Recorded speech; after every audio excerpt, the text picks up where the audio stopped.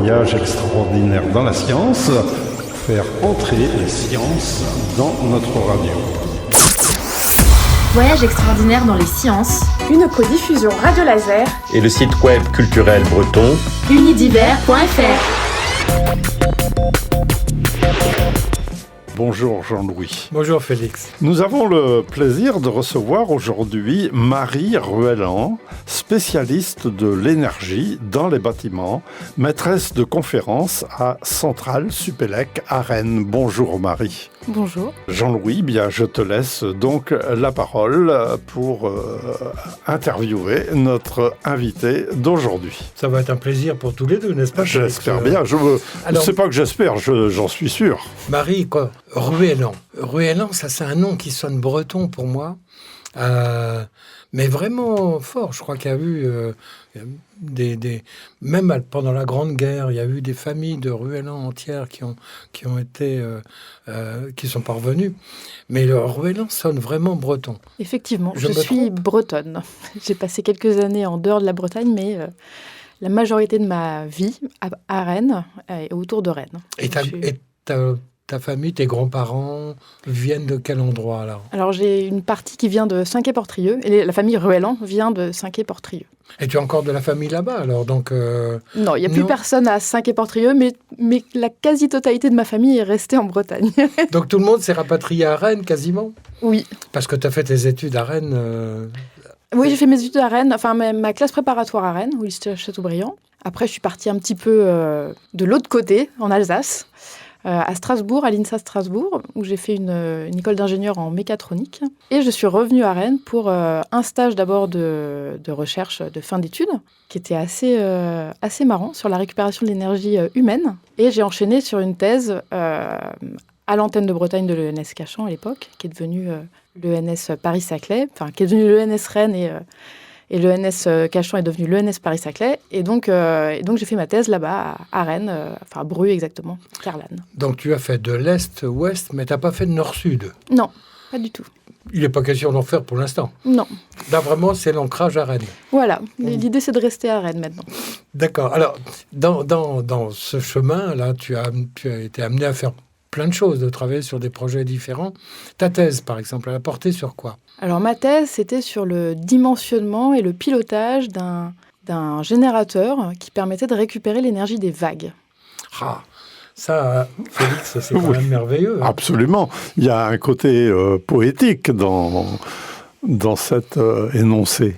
Il y a un côté poétique. Et alors, ce qui m'intéressait particulièrement, déjà quand j'ai commencé mes études d'ingénieur, c'était l'approche système et l'approche de coupler des disciplines ensemble. Ça m'a toujours beaucoup attirée. Je pense que c'est ça qui m'a motivée. Donc électricité, mécanique, voilà, électrotechnique, électronique, voilà.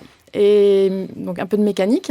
Et quand je suis arrivée en thèse, donc plutôt, c'était des électrotechniciens purs et durs, hein, les deux collègues avec qui j'ai fait ma thèse, mais ils avaient des liens avec l'école centrale de Nantes qui développait un système qui s'appelait le CIREV, qui était une espèce de grosse bouée flottante à l'intérieur duquel il y avait une masse oscillante.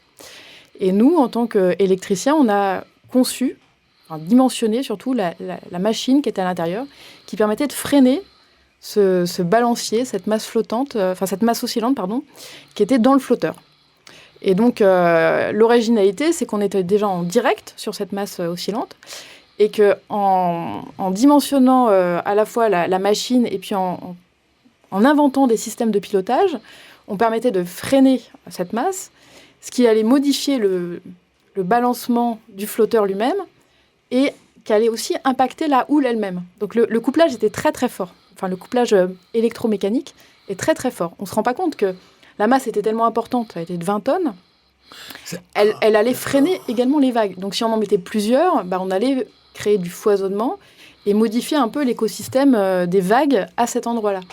Et donc, c'est en faisant les calculs qu'on se rend mieux compte des impacts d'un système comme ça sur les vagues elles-mêmes, quoi. Et donc, la puissance des vagues est forte, quoi. Je ne sais pas, Félix, pour toi, moi, j'imaginais des petits systèmes qui bougeaient avec les vagues tranquillement. Mais non, pas du tout. Non, c'est pas des microwatts, c'est des kilowatts des mégawatts qu'on essayait de récupérer. Donc, si on veut récupérer des mégawatts, il faut des gros systèmes. L'idée n'était pas aussi d'en faire tout un réseau, des dizaines, des centaines flottant sur la mer. Alors, moi, j'étais à première thèse sur ce sujet. Donc, quand on fait une première thèse sur un sujet, on dépouille le sujet.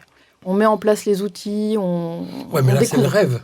C'est le rêve parce qu'on est au tout début, donc il y a tout à faire. Mais il y a eu 2 thèses après moi. Et il me semble que la 3e thèse a commencé à aborder ces questions de foisonnement, ce qu'on appelle du foisonnement, quand on a plusieurs systèmes qui sont en lien les uns autour des autres et qui vont modifier l'écosystème. On observe aussi sur les éoliennes offshore, par exemple, il y a du foisonnement. Et alors, donc cette thèse a été soutenue, et après, ça a été une bifurcation... Assez forte. Assez forte. Donc moi, j'ai découvert l'enseignement pendant que j'étais en thèse à l'IUT de Rennes. Et j'ai vraiment adoré enseigner dès le début. Ça a vraiment été quelque chose d'assez fort. Et donc, quelques mois après, quand j'ai soutenu ma thèse, j'ai voulu devenir maître de conférence. Et donc, pour postuler, j'ai postulé sur différents postes qui correspondaient un peu à ce que j'avais eu comme compétences, c'est-à-dire les approches systémiques sur des systèmes électromécaniques. Mais à Cergy, à l'université de Cergy, ils avaient un poste énergie-bâtiment. Il n'y avait pas beaucoup plus d'indications que ça sur ce poste, mais ça restait quand même un système couplé. C'est-à-dire que le système du bâtiment, c'est un système qui va être donc, pas mécanique et électrique, mais thermique et électrique. Et donc, c'est plutôt dans cette approche-là que je me suis intéressée à ce poste. La deuxième raison pour laquelle le poste m'intéressait particulièrement, c'est que moi, je voulais un sujet de recherche qui parle à tout le monde. Je voulais un sujet que je puisse observer au quotidien, C'était une demande forte parce que c'est pas souvent qu'on peut appliquer au quotidien une recherche qu'on observerait tous les jours. Et donc l'énergie-bâtiment, ça correspondait vraiment bien à cette envie. Et la dernière raison, c'est que ça se passait toujours dans le même laboratoire que là où j'étais en thèse, avec qui j'avais des collègues avec qui j'avais vraiment des facilités de travail, je trouvais, parce que la recherche, c'est aussi une aventure humaine. Donc cette relation avec les collègues m'a aussi... conforté sur le choix de ce poste. Donc là, on est passé de l'électrique au thermique. Ces basculements sont difficiles à quelque part, ou au contraire, avec l'environnement, c'est une transition assez douce. Comment on vit ça? Alors, quand je suis arrivée à Cergy, c'était pas... Je pensais... il y avait 2 choses. Il y avait d'abord cette recherche, énergie-bâtiment, et il y avait un département d'enseignement, un master qui se montait, bâtiment intelligent, efficacité énergétique. Donc, naïvement, c'était très naïf à l'époque, j'ai pensé qu'il y aurait plein de thermiciens qui allaient enseigner la thermique et que j'allais avoir des collègues avec qui j'allais pouvoir développer une recherche digne de ce nom. Bon, le laboratoire d'à côté était un laboratoire de béton, très, très éloigné des questions énergétiques. Non. Purement matériaux, alors ? Voilà, purement matériaux. Donc, c'est pas là que j'ai trouvé des collaborations. Donc, le début était un petit peu plus difficile que pensé. Mais je me suis beaucoup accrochée. En fait, je pense que c'est là que, après des années et des années de recherche, qu'on se rend compte que le sujet nous portait. J'étais vraiment très attachée à cette thématique. Et donc, j'ai tenu bon. Et j'ai mis du temps à décoller ma recherche parce que j'étais toute seule dans mon laboratoire, qui était le SATI à l'époque, à travailler sur cette thématique de l'énergie et du bâtiment. Et pas de collaboration facilement proche. Donc, j'ai cherché des collaborations ailleurs. D'abord avec des thermiciens. Donc, ça s'est fait avec un collègue de l'ENS Paris-Saclay, Rachid Benasser, qui était un pur thermicien. Donc, on a encadré une première thèse. Et puis après, j'ai eu un creux dans ma carrière pour des raisons personnelles. Et puis, quand ça a redécollé, j'ai cherché plutôt des collaborations différentes. C'est-à-dire des collaborations en sociologie, des collaborations en data, etc. Alors, on va y revenir parce que le sujet de travail, il est éminemment pluridisciplinaire ou interdisciplinaire, je ne sais pas comment on peut dire, mais on va y revenir tout à l'heure. Donc ce passage et ce changement déjà, il n'est pas évident parce que là, tu es toute jeune encore, beaucoup de choses sont à réapprendre et à apprendre. Il y a tout est à mettre en place aussi. Exactement. C'est-à-dire qu'il faut s'approprier une nouvelle thématique. Moi, j'étais plutôt de la mécanique et de l'électrotech. J'arrive sur de la thermique. Il faut que je lise des bouquins, que j'assiste à des conférences, que je rencontre des gens, que que je me nourrisse des autres. Donc ça prend quand même quelques années. On ne devient pas spécialiste d'un domaine en lisant uniquement un bouquin. Il faut quand même comprendre les périmètres de la recherche et puis les questions de recherche des collègues thermiciens aussi, pour pouvoir définir soi-même son projet de recherche. Et ça, définir soi-même son projet de recherche, c'est quelque chose d'assez extraordinaire, parce que tout le monde n'a pas cette chance, je pense, dans sa vie. Parce qu'il y en a qui continuent sur la même thématique de thèse qu'on leur a proposée. Mais d'un autre côté, quand on a cette chance-là, c'est un challenge. C'est vraiment... ça prend du temps, ça prend de l'énergie. Des fois, il y a des hauts, il y a des bas, parce que en fait, c'est un peu dur par moment de se retrouver seul face à son sujet. Mais par contre, quand on arrive à définir des choses, à monter des projets, à trouver des collaborations et à avoir des résultats, c'est quand même... Je pense que c'est plus satisfaisant encore que quand on a mené une recherche... Oui, dans un cadre linéaire, qui était déjà écrit, qui était déjà tracé. Le cadre n'était pas linéaire. Mais alors, moi, ma première question naïve, parce que je pose des questions naïves, dans cette navigation à vue, un petit peu, si j'ose dire, c'est peut-être pas vraiment ça, mais il y a d'une part, le sujet, ce sur quoi vous allez travailler, et puis d'autre part, il y a des personnes qui ont travaillé sur des sujets approchants. Alors, est-ce que le côté humain intervient de façon importante dans le choix d'une trajectoire? C'est-à-dire, est-ce que tu t'es dit une fois, je vais plutôt travailler sur tel sujet, ou bien une autre fois, j'aimerais bien travailler avec telle personne? Alors, j'ai plutôt opté sur une autre solution qui est un peu entre les deux, c'est-à-dire que je savais quand même vers quoi je voulais aller. Enfin, pas assez rapidement, mais au bout d'un moment, j'ai su quelle thématique me portait. Et j'ai plutôt été chercher des personnes qui travaillaient sur ces sujets-là. J'ai observé leurs travaux, j'ai eu des discussions avec, et après, je leur ai proposé de travailler ensemble. Mais je n'ai pas été chercher des gens pour travailler parce que c'était la bonne parce que je les appréciais. Avant tout, il fallait que les deux matchent. Mais et là-dedans, il y a plusieurs choses qui comptent. C'est-à-dire que la rencontre humaine est très importante. Clairement, on n'arrive pas à travailler tous ensemble. Et moi, j'ai choisi quand même, surtout depuis 5-6 ans, j'ai vraiment choisi avec qui j'allais travailler. Et souvent, c'est moi qui leur a proposé des sujets et ils étaient OK. Donc ça, c'était plutôt chouette. Mais j'ai pas été chercher des gens qui n'avaient pas des sujets qui m'intéressaient, ça c'est sûr. Alors, on a démarré là juste pour se connaître un petit peu et savoir un peu les débuts de chemin qui a été poursuivi. Maintenant, on peut parler peut-être du sujet principal sur lequel tu travailles et les enjeux qui sont derrière. Alors, parce qu'il y a des chiffres que j'ai vus dans les différents articles publiés que les enjeux sont considérables. Dans le bâtiment, dans tout le bâti, 40% de la consommation d'énergie, c'est énorme, d'énergie primaire. Je ne sais pas ce qu'on entend par là, mais tu vas nous dire. Et 20% des émissions de gaz à effet de serre. C'est incroyable. Moi, je pensais que les avions étaient les premiers producteurs mais non, là, c'est le bâtiment a une place considérable, en fait. Alors, quand on parle de 40% de consommation d'énergie primaire, donc l'énergie primaire, c'est celle qui est à la source. L'énergie finale, c'est celle que vous consommez au compteur. Donc, entre les deux, il y a des pertes. Donc, c'est important de les comptabiliser, ces pertes. Donc, c'est important de connaître les vecteurs énergétiques qu'on va utiliser pour utiliser celui qui soit le plus efficace. Donc 40% d'énergie, ça concerne tous les bâtiments. C'est-à-dire que ça concerne aussi bien le logement résidentiel que le bâtiment tertiaire, que le bâtiment industriel. Mais de manière générale, nous n'avons pas un parc immobilier. Alors ça, c'est en France, parce que les 20%, ils sont parce qu'on est beaucoup à l'électricité. Donc on a un bilan gaz à effet de serre qui est plutôt très bon. Dans les pays du reste du monde, ils ont 40% d'énergie primaire et 40% de gaz à effet de serre pour le bâtiment. Donc ça, c'est plutôt mondial en plus, les chiffres. On peut appliquer ces chiffres-là à une échelle beaucoup plus grande. Donc tous les bâtiments sont concernés et on a plutôt un parc de bâtiments qui ne sont pas très bons. On a maintenant des classes énergétiques, des diagnostics de performance énergétique qui vont classer les bâtiments. Et on a moins de 10% qui sont dans les classes A et B, et on en a quand même 20% à peu près qui sont en FG, donc ce qui est énorme.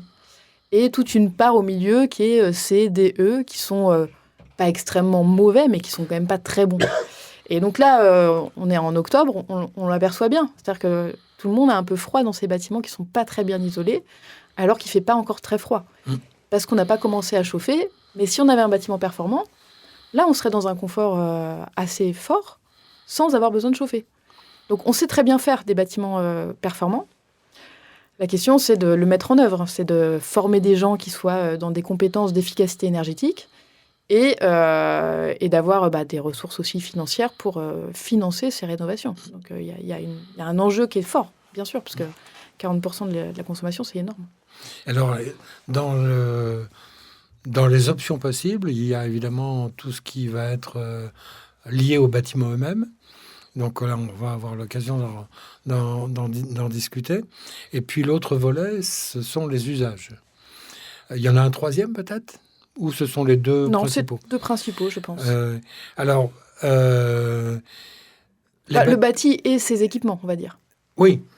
Et donc, alors, le bâti, parce que là, il y a beaucoup de travaux qui se font sur l'isolation extérieure, sur tout un tas de choses. On a une vision claire du gain, du bénéfice que l'on fait à travers les rénovations. Alors oui, il y a une moi, dans les travaux que j'ai observés, et j'ai vu des chiffres, par exemple, de bailleurs sociaux qui ont rénové des bâtiments qui étaient EFG. Ils avaient des objectifs d'atteindre le C. Donc le C, c'est environ entre 100 et 150 kWh par mètre carré par an. C'est comme ça que se comptabilise l'énergie d'un bâtiment. Et ça, on y arrive sans grosse difficulté. C'est-à-dire que les travaux sont un peu lourds parce qu'il faut déménager les gens. Mais en moyenne, sur une maison, ils mettaient à peu près 2 mois à rénover une maison pour passer de classe EF à une classe C. Et atteindre un confort... les objectifs de rénovation, ils sont de diminuer les consommations, mais ce qu'on ne se rend pas toujours compte, c'est tous les gains qu'il va y avoir, enfin tous les bénéfices autres qu'il peut y avoir. C'est-à-dire que vivre dans un bâtiment qui est plus confortable parce que mieux isolé, c'est aussi moins de problèmes de santé, des gens qui sont plus heureux aussi. Enfin, de manière générale, on a des bénéfices autres qui sont très très importants et qu'on évalue très peu. Donc c'est pour ça que moi j'aime bien aussi cette thématique parce qu'elle va toucher à plein de domaines différents. Et on se rend compte que cette approche système, elle devrait être appliquée un peu tout le temps. Et on va pas évaluer. Enfin, moi, dans ma recherche, je vais pas évaluer la santé, etc. Mais je peux mettre des facteurs quand même qui disent que quand j'ai un facteur santé qui soit positif, c'est quelque chose d'un peu plus positif dans mes modèles. Donc là, il y a la rénovation, mais il y a des coûts qui sont aussi très importants. Et il y a un bénéfice qui permet, par exemple, de passer de E à C, mais pas de E à A. Alors, E à A, c'est quand même plus difficile, parce que A, en gros, c'est un bâtiment à énergie positive.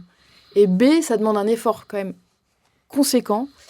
C'est-à-dire que isoler un bâtiment, ça va être isoler sa toiture, isoler ses murs et changer les fenêtres. C'est ça le gros. Mais quand vous mettez 20 cm de laine de bois ou 20 cm de laine de verre, c'est déjà très bien, c'est là que vous allez atteindre C. Mais s'il faut mettre 40 cm, c'est le double de matériaux, donc ça a des coûts qui sont quand même plus importants. Donc c'est toujours un compromis, hein. Tout est question de compromis dans ces questions-là. C'est-à-dire qu'il faut quand même avoir des ressources financières qui permettent aux gens de faire ces rénovations. Donc, de manière générale, c'est plutôt les bailleurs qui font dans les logements, c'est les bailleurs qui font les rénovations. Parce qu'ils ont la capacité de le faire de façon massive. Et les nouveaux bâtiments, il y a des nouvelles normes donc maintenant ? La réglementation énergétique 2020, ce qu'on appelle la RE 2020, donc il y a eu des réglementations qui ont commencé en 2000. La première grosse réglementation des années 70, mais après la première vraiment qui a été actée, c'est la RT 2000. Ensuite, il y a eu la RT 2005, RT 2012, puis la RE 2020. Parce que rénovation énergétique environnementale, voilà, c'est ça plutôt le sigle de la rénovation.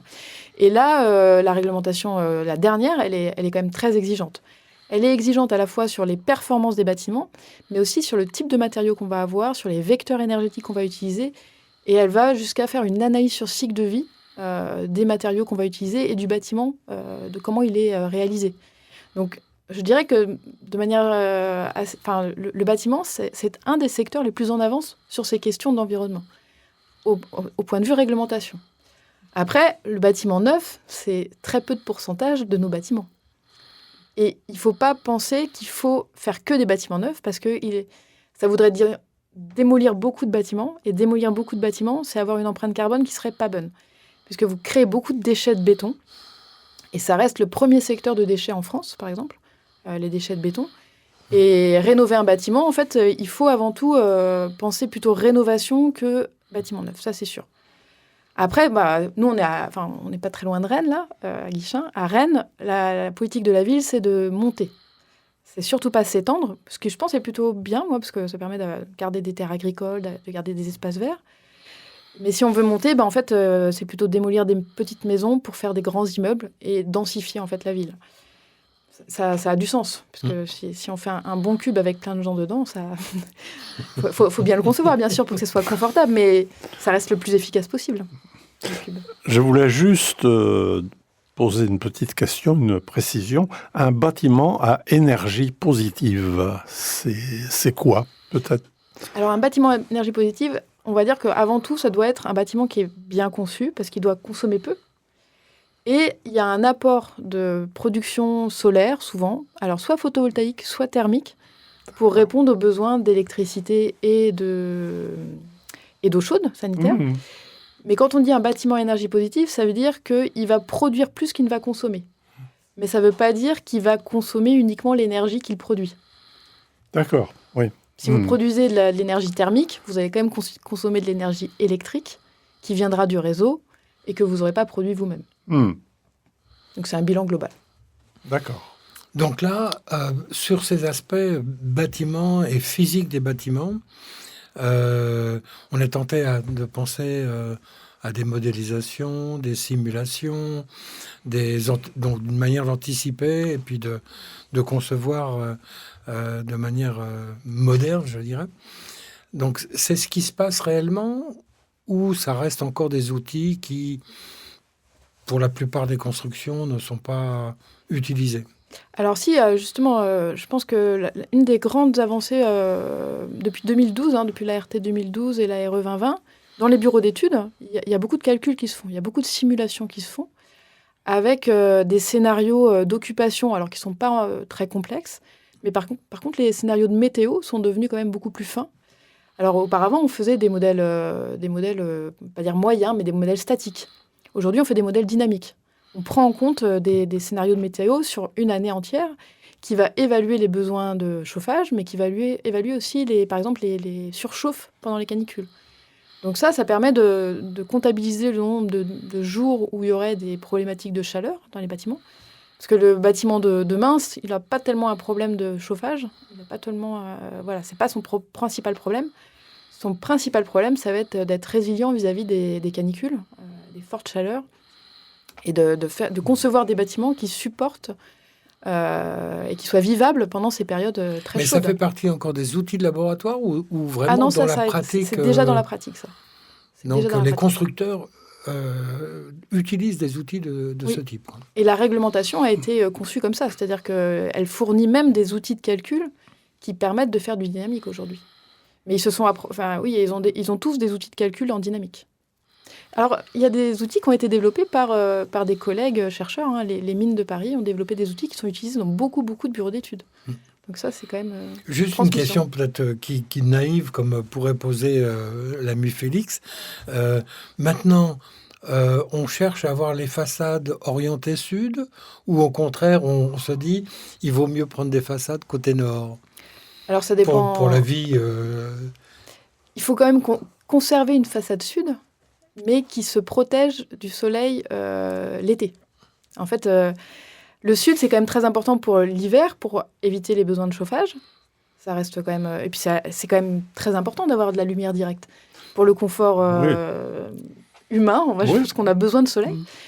Mais c'est plutôt, on va éviter l'ouest, parce que l'ouest, c'est la chaleur du soir, c'est celle qui va impacter l'été.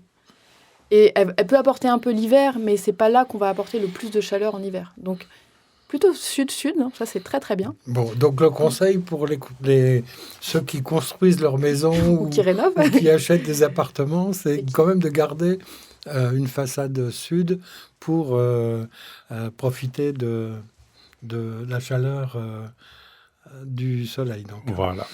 Alors, tu voulais dire quelque chose? Oui, simplement rappeler à nos auditrices et à nos auditeurs que, eh bien, vous êtes à l'écoute de Voyages extraordinaires dans les sciences. Nous recevons aujourd'hui Marie Ruelland, maîtresse de conférence à Centrale Supélec, à Rennes, ou à Cesson, je ne sais pas. C'est à Cesson. C'est à Cesson, hein, oui. Et donc spécialiste de l'énergie dans les bâtiments. Voilà, et donc on a déjà examiné un volet de la problématique de recherche dont il est question aujourd'hui. Et la deuxième, alors, Félix et moi, on a découvert un terme qui est complètement étranger à notre univers, qui est le nudge. Alors, vous parlez du nudge tout le temps entre vous ? Non, moi non. Mais les politiques publiques et les économistes utilisent beaucoup cet outil pour communiquer ou inciter les gens à mener des actions qu'ils aimeraient, que les politiques aimeraient voir. On va être éclairé là, on va savoir ce que c'est. Alors, il peut avoir plein de natures, le nudge. En fait, le nudge, c'est un message. C'est un message visuel, c'est un message sonore, c'est un message vidéo, c'est un message texte. C'est un message pour inciter une personne à faire une action. Donc moi dans mes recherches, je travaille avec des économistes du GAEL, donc un laboratoire de Grenoble, qui utilisent les nudges pour demander aux gens de décaler leur consommation à un moment de la journée ou de s'effacer, c'est-à-dire diminuer leur consommation à certains moments de la journée, au moment entre 18 et 20 heures, où il peut y avoir des problèmes sur le réseau électrique. Et donc on teste le fait que les gens suivent ou pas nos demandes. Et donc là, dans notre cas, c'est des SMS qui sont envoyés la veille aux personnes qui sont dans le projet de recherche. Donc ce sont des incitations ? Oui, ce sont des recommandations ? Exactement. Et le terme même, on ne sait pas d'où il vient ou c'est un... Moi, je ne sais pas. Je n'ai pas. C'est vrai que je n'ai pas eu cette curiosité. Je vais la voir juste après parce que... d'où il vient, il y a sûrement plein de gens qui ont des explications là-dessus, mais on n'en a jamais discuté de l'origine du mot nudge avec les collègues. Donc en fait, la question centrale, c'est la question des usages, là. Oui, la question... usagers, enfin, je ne sais pas comment il faut dire, oui. Mais et on le voit à travers les heures creuses avec ce genre d'outils. Donc là, c'est très difficile non seulement à caractériser, je suppose, parce qu'il y a une diversité quand même entre la vie en ville, la vie à la campagne, la vie dans les bureaux, la vie dans les entreprises. Comment on peut aborder des questions comme ça sur le plan scientifique ? C'est une bonne... Alors, moi, je me suis dit que c'était par différentes approches disciplinaires. Parce que, en fait, s'intéresser à l'humain, c'est quand même quelque chose d'assez complexe. Et c'est ce qui fait l'intérêt, je pense, moi, de ma recherche aujourd'hui, c'est d'essayer de comprendre le comportement des occupants des bâtiments. Alors, on peut avoir une approche très normative, on peut avoir une approche qui soit très ancrée dans le réel. En fait, entre les deux, il y a un peu de tout quand même. Hein. Donc, très normative, c'est la norme RE2020 qui va dire exactement comment les gens doivent se comporter. Et puis, à ce point-là ? En fait, comment ils doivent se comporter ou comment on estime qu'ils devraient se comporter pour atteindre les objectifs qu'on s'est fixés. Ah. C'est un peu ça. Une norme, c'est fait pour ça. C'est pour dire où est-ce qu'on se situe. La vraie vie, elle est beaucoup plus complexe. Et donc, la compréhension de l'humain, elle passe par... nous, on a besoin de modèles. Donc, elle va passer par le fait qu'on va chercher à... moi, j'ai cherché à développer différentes disciplines autour de moi qui essayent de comprendre ça. Donc, il y a des gens qui vont être plutôt des économistes qui vont étudier des cohortes de personnes. Et puis, à l'opposé, je vais avoir les psychologues. Moi, je travaille plutôt avec des ergonomes, mais qui sont proches de la psychologie, qui vont travailler sur un petit groupe de personnes et avec des entretiens individuels. Donc, entre les deux, je me nourris un peu de tout ça pour comprendre un peu le comportement des humains dans les habitats. Et une des difficultés à chaque fois, c'est que... Alors, par exemple, sur les nudges, sur l'expérience qu'on mène, c'est qu'on incite les gens, mais on n'a pas de retour de ces gens-là. on doit les laisser libres. Donc, l'idée, c'est pas de leur dire « est-ce que vous avez agi ?» L'idée, c'est d'observer à travers leur courbe de charge est-ce qu'ils ont agi ou pas. Et ça, même mathématiquement, c'est compliqué. Parce que une courbe de charge, c'est assez diffus. Il se passe plein de choses dans un bâtiment. Et la courbe de charge, les gens pensaient qu'on pouvait découvrir tout ce que les gens faisaient chez eux à travers leur Linky. C'est pas tout à fait vrai. On a beaucoup de difficultés à savoir quelles ont été les actions des personnes à un moment donné. Et donc, on passe par l'observation jour par jour ou avec des moyennes, enfin, tout un tas d'outils statistiques plutôt pour comprendre les données de consommation des courbes de charge et estimer, parce que c'est de l'estimation, on a toujours une incertitude, s'ils ont agi, s'ils ont diminué leur consommation ou pas. Donc ça, il y a toujours de l'incertain, en fait, dans cette question-là. Mais ça fait partie aussi de la vie, c'est-à-dire que dans le logement, on ne rentre pas chez les gens. On n'est pas, on peut pas être chez les gens dans cette thématique. C'est une des difficultés, c'est qu'on essaye de comprendre ce qui se passe. On peut aller assez loin, plutôt avec les psychologues, mais ça reste de l'entretien, ça reste du qualitatif, c'est-à-dire que les gens vont nous dire ce qu'ils ont estimé avoir fait, mais on n'aura pas toujours de vérification, on n'aura souvent pas de vérification. Et dans mes recherches, moi, l'objectif, c'est pas de surinstrumenter les gens, parce que je pense que c'est pas très agréable d'être surinstrumenté, ça c'est une première chose. Surinstrumenté veut dire, par exemple, surveiller tel type de consommation à l'intérieur d'une famille. Oui, avoir aussi beaucoup de capteurs qui nous donneraient beaucoup d'informations. Alors, on peut estimer qu'une fois de temps en temps, ce serait très intéressant de beaucoup instrumenter. Mais alors, déjà, on pourrait pas passer à une échelle très forte de mettre autant de capteurs, parce que d'un point de vue environnemental, c'est pas très bon. Puis après, il faut les traiter, ces données-là.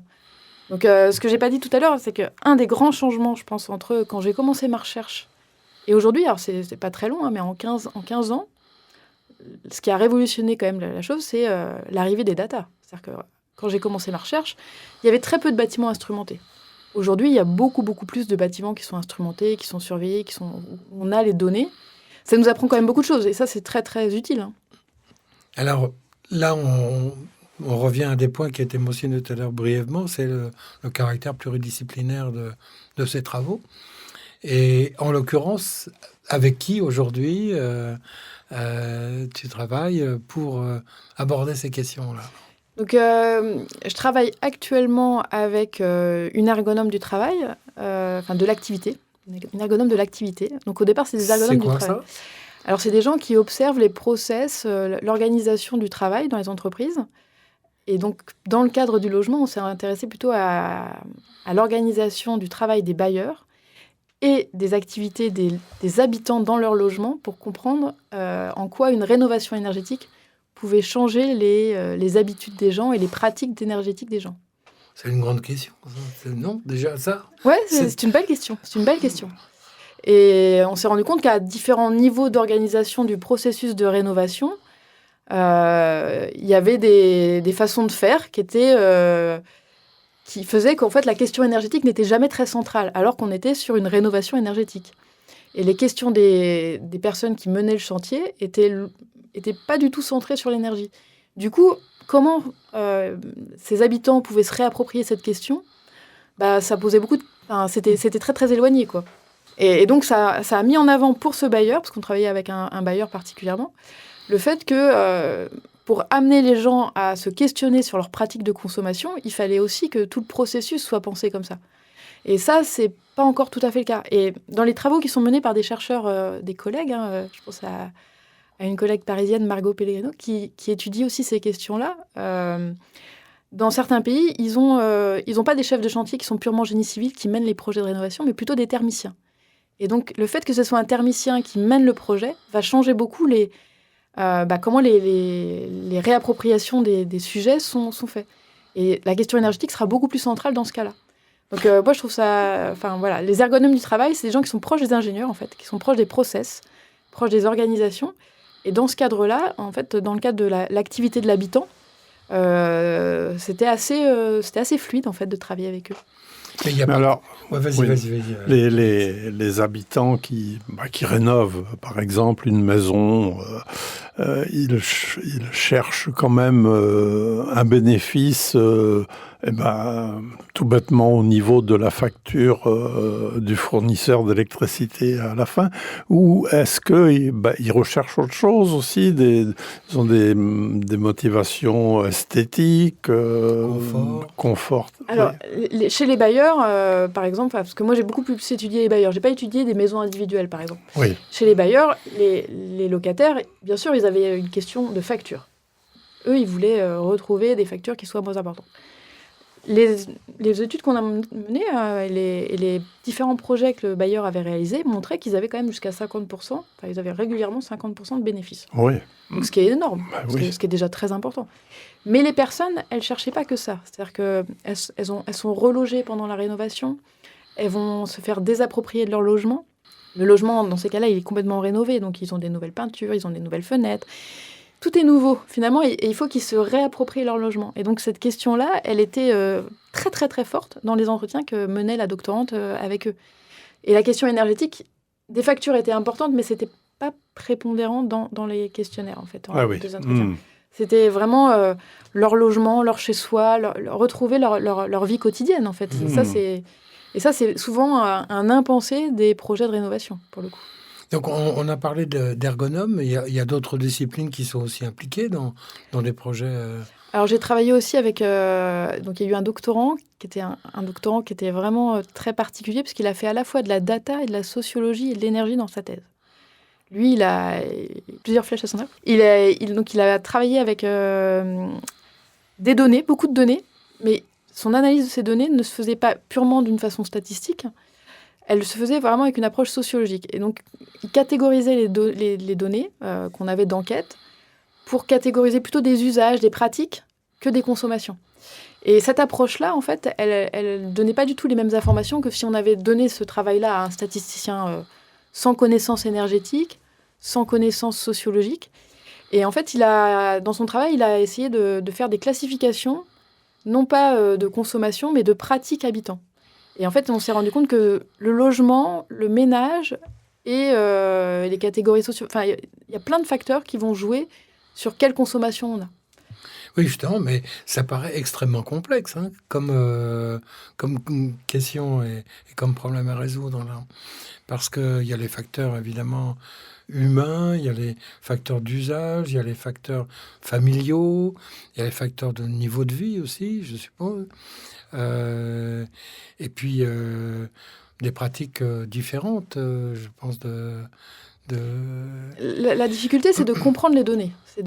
Parce que on peut être très bon en maths, mais si on ne va pas chercher ce que veut dire la donnée, en fait, on perd une partie de l'information. Et donc, il faut quand même avoir déjà une culture un peu forte de l'énergie et se nourrir de la sociologie pour comprendre ces questions-là. Donc, c'était la grande difficulté du doctorant en question, qui a mené cette thèse brillamment, je pense. Mais...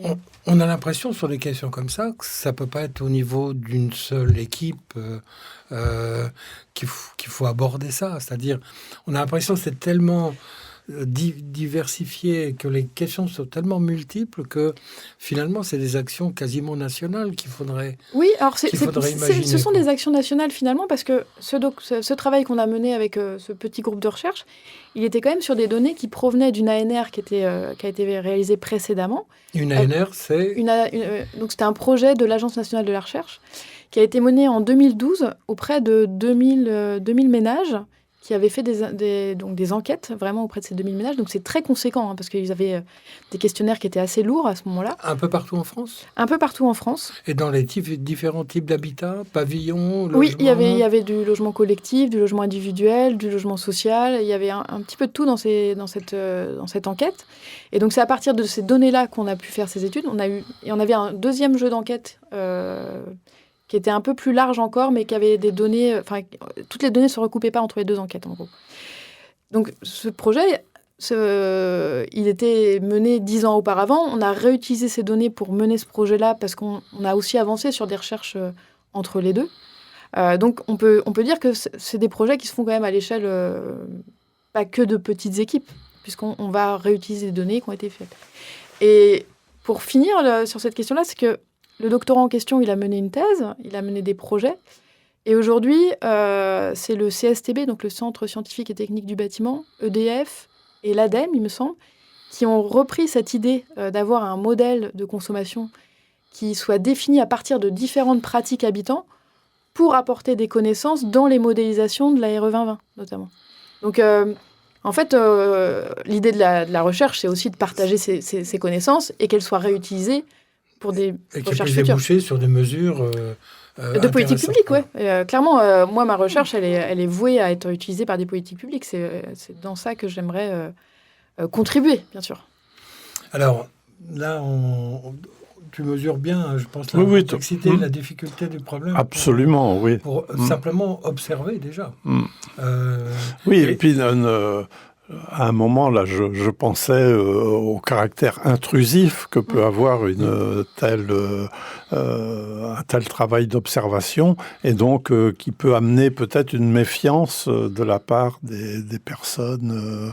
Mais là, c'est une base de volontariat, je suppose. Oui. Alors, oui, et ça, c'est une grande difficulté quand même dans notre travail, c'est que le projet qu'on mène avec Grenoble, par exemple... L'appel auprès des personnes qui voudraient participer au projet de recherche, ça s'est fait aussi beaucoup de bouche à oreille par des communications autour de Grenoble. Donc, il y a beaucoup de Grenoblois plutôt avec des familles de chercheurs au départ qui se sont mis. Puis après, du bouche à oreille qui fait que ce sont des personnes qui sont aussi intéressées par ces questions-là qui vont qui vont s'intégrer dans le projet. Mais ça ne fait pas des panels très, très diversifiés. Alors, ils ont quand même réussi à avoir des parts d'ouvriers, des parts de... Mais ce n'est pas des publics qu'on atteint facilement. Donc, il faut créer des partenariats avec des institutions type la région Bretagne, type Rennes Métropole pour nous en région Bretagne, avec des bailleurs. C'est pour ça que nous, on est aussi vers des bailleurs sociaux, parce qu'on atteint des publics qu'on n'aurait pas atteints en allant faire un questionnaire dont on n'a pas envie d'entre-soi. C'est-à-dire qu'on veut que cette recherche, elle soit applicable à tous, elle soit portée vers tous. Et donc, c'est pour ça que ça crée une difficulté quand même d'aller chercher des panels de personnes qui ne soient pas des personnes... qui se ressemblent tous. En fait, on veut une diversité des pratiques. Pour aussi, ça apporte de la complexité à notre recherche. Ça, c'est quand même... et la vie est plus complexe que quelques habitats qui s'intéressent à la question. Alors, on observe donc sur un périmètre difficile déjà à construire et très diversifié, dans un premier temps. Et ensuite, alors, le nudge. On observe après, dans un second temps, comment les choses bougent, comment elles évoluent par rapport... Ce sont les études long terme. Enfin, c'est pas instantané, ce genre de choses. Hein, alors, en plus, il y a toujours deux groupes dans ces études-là. C'est-à-dire, il y a un groupe contrôle et un groupe, qu'on va dire, nudgé. Donc, le groupe contrôle, lui, il reçoit rien. Il fait partie du process, mais il n'a pas d'action à faire. Et donc, on observe ses consommations. Et donc, on doit avoir un panel qui soit d'autant plus important qu'on doit avoir ce groupe contrôle. Sinon, on n'a pas de fiabilité de nos résultats. Il faut une référence, quoi. Oui, il faut une référence. Et on mène ces projets-là, oui, sur plusieurs années. Donc, c'est l'Observatoire de la transition énergétique de Grenoble qui a mené beaucoup d'actions dernièrement sur la mise en place de ces projets, parce qu'il y a tout un protocole aussi. Récupérer les données Enedis, il faut l'accord des personnes, il faut l'accord d'Enedis. Donc, c'est tout un process qui est compliqué. Mais on a accès aux données, il me semble, sur 5 ans après. Donc 5 années de consommation, c'est déjà assez conséquent pour nous en termes d'études. Et après, la question, c'est de mener d'autres enquêtes, donc de trouver d'autres panels, de recommencer sur des questions qui sont un petit peu différentes. Donc, dans les questions qui nous intéressent très prochainement, c'est pas de diminuer de temps les consommations, c'est de modifier les consommations pour se caler avec la courbe de mix énergétique pour qu'elle soit la plus vertueuse possible. Donc, on consomme au moment où il y a beaucoup de soleil, où il y a beaucoup de production très peu impactante sur le réseau d'un point de vue gaz à effet de serre. Donc, voilà. Alors, une chercheuse, à ce moment-là, va sur le terrain ? Alors, moi, je ne vais pas beaucoup sur le terrain. Ou elle reste dans son laboratoire Moi, je ne vais pas beaucoup sur le terrain. C'est un regret ? Non, ce n'est pas un regret. Non ? En fait, je rencontre quand même les acteurs de politique publique. C'est dans ça que je vais sur le terrain, mais je ne vais pas auprès des habitants. Alors, ce n'est pas un regret parce que ce n'est quand même pas mon métier. C'est-à-dire que c'est marrant parce qu'il y a des collègues qui lancent des projets où ils vont dire à des ingénieurs, par exemple, d'aller faire des enquêtes auprès de personnes. Mener une enquête, c'est un protocole, oui, c'est quasiment un métier. Oui. Il y a un cadre théorique, en fait, il y a tout un process en fait, pour élaborer le questionnaire, mener le questionnaire auprès des personnes, faire le rendu, faire le décryptage des données. Quand j'ai vu ma doctorante faire ce travail-là, ça lui a pris des mois. Et c'est un travail qui est quand même très conséquent. Et apprendre à le faire, ça prend des années. Donc moi, c'est pas mon métier. Mon métier, c'est quand même de modéliser. Et donc, par contre, je suis très intéressée de récupérer les données qu'elle produit pour les intégrer dans mes modèles par la suite. Mais à travers le fait que je monte des projets avec des politiques publiques, donc là, on a été en lien avec la région Bretagne, avec le syndicat des énergies du 35. Je suis en lien avec le syndicat des énergies de Vendée. Il y a des projets qui se montent. Je comprends les problématiques qu'ils ont. Et à travers ça, je ne suis pas sur le terrain, mais je comprends leur terrain quand même. Donc je ne suis pas du tout, frustrée de ça. Marie Ruelland est maîtresse de conférences à Centrale Supélec et c'est notre invitée aujourd'hui dans Voyage extraordinaire dans les sciences, une émission de Jean-Louis Coatrieux. Nous parlons d'énergie, on va dire ça, pour simplifier. De consommation. Et de consommation. Et d'économie aussi.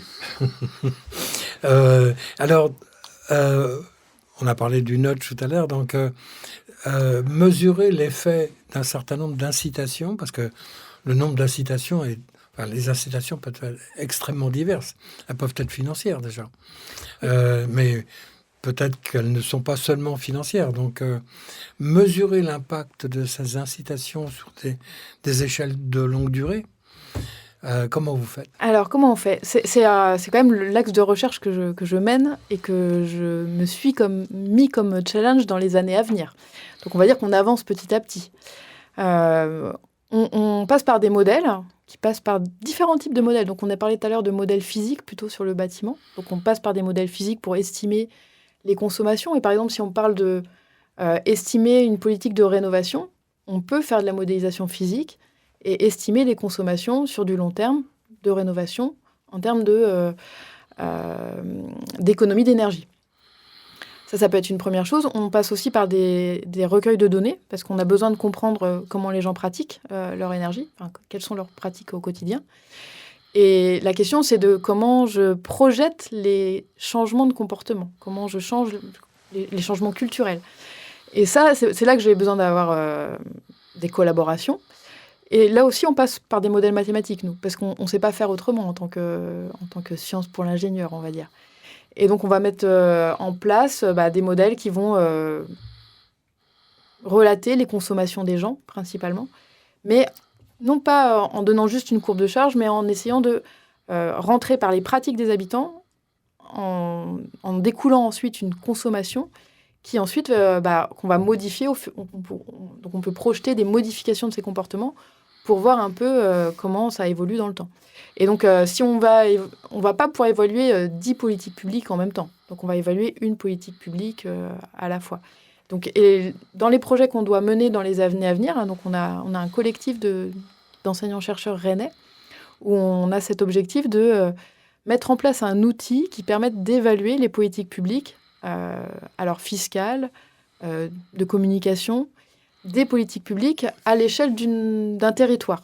Parce que, donc, on peut se dire aussi, par exemple, donc dans les idées qui dans les objectifs qu'on se fixe, si on se met à faire de la production d'énergie renouvelable de façon plus massive, quel est l'impact sur les consommations des gens ? Est-ce que les gens vont commencer à justement changer leurs habitudes de consommation si on change, par exemple, un tarif de consommation, ou si on leur apprend aussi si on leur explique comment la production solaire se passe, peut-être que ça viendra modifier. Et donc ça, en faisant des modélisations, on peut aussi donner des informations aux personnes pour dire, en fait, si vous consommez à tel moment, vous ferez à la fois une économie d'énergie, vous ferez une économie sur le bilan carbone.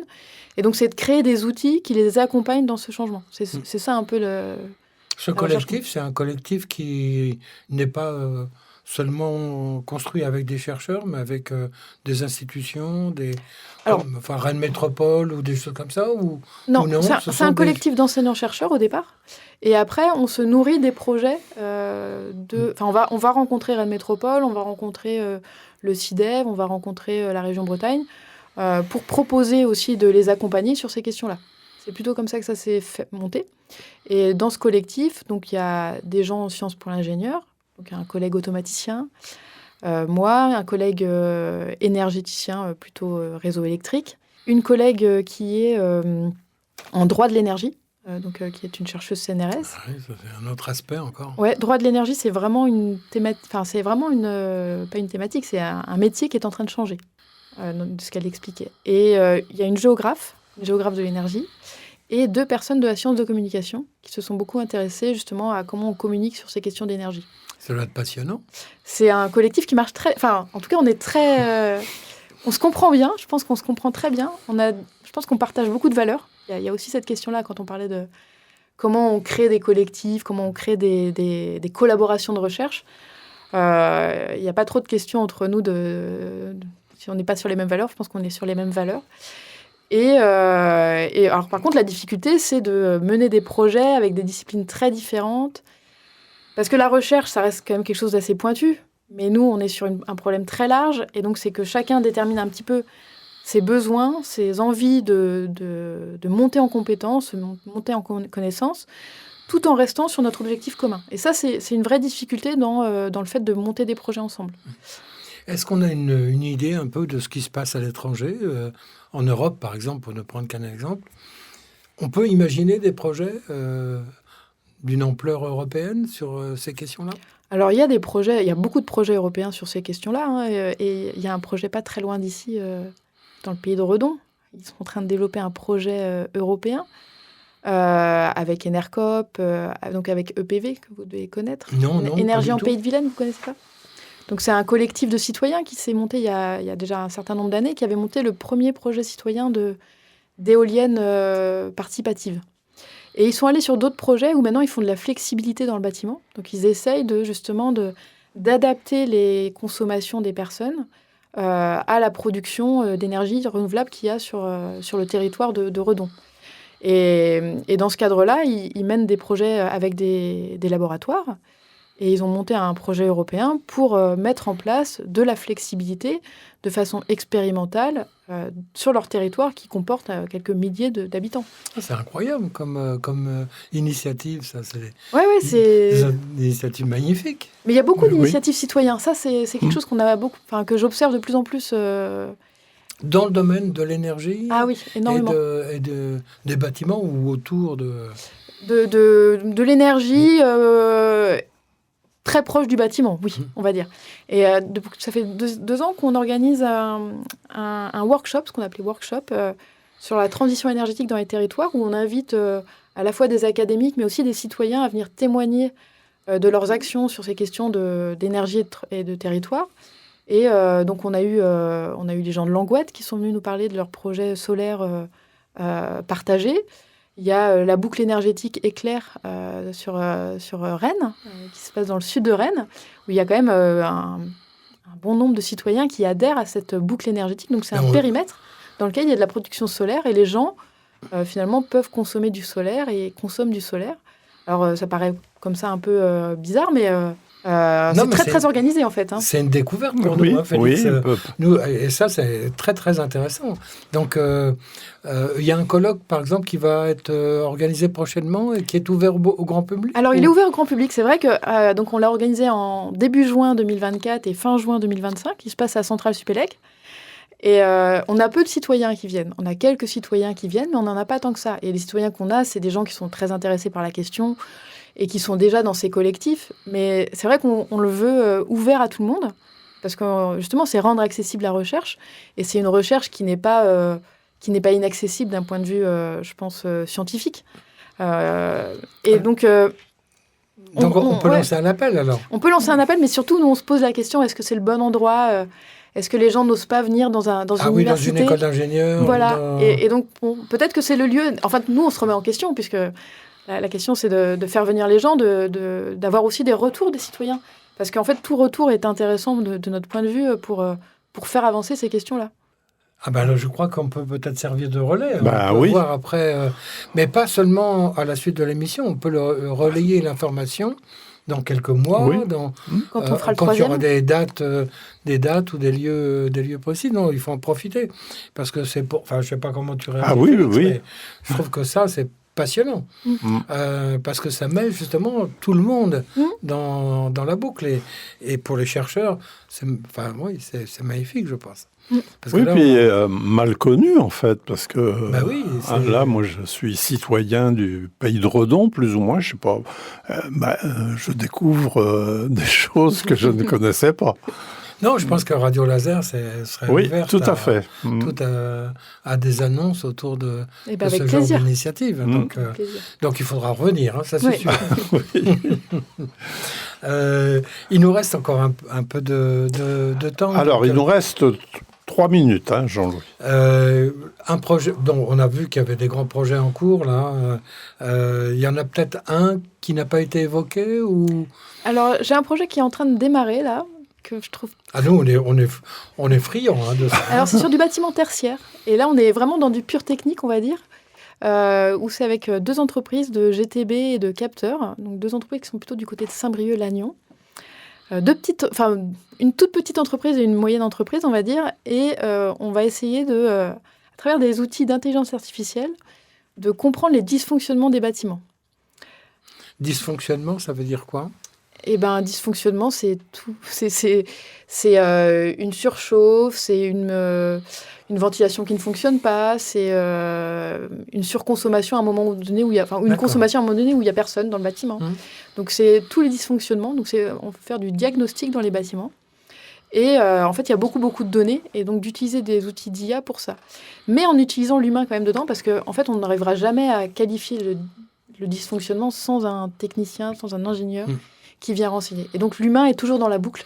Et ça, c'est un projet régional ou un projet qui est financé par une autre entité ? On va espérer qu'il soit financé par la région Bretagne d'ici quelques jours. Et on est en train de déposer un projet d'ANR, donc Agence nationale de la recherche, pour avoir un financement pour les années à venir. Alors, c'est bien parce que je pense que le fait d'avoir aussi des entreprises dans la boucle, c'est une manière aussi d'apprendre différemment. Complètement. Et surtout de voir aussi une réalité de terrain qui pour les chercheurs, est toujours intéressante. Alors, puisqu'on arrive à la fin de l'émission, c'est bien ce que tu dis, Félix. Eh oui. On pourrait continuer, hein ? Ah oui, j'espère qu'on reprendra d'ailleurs.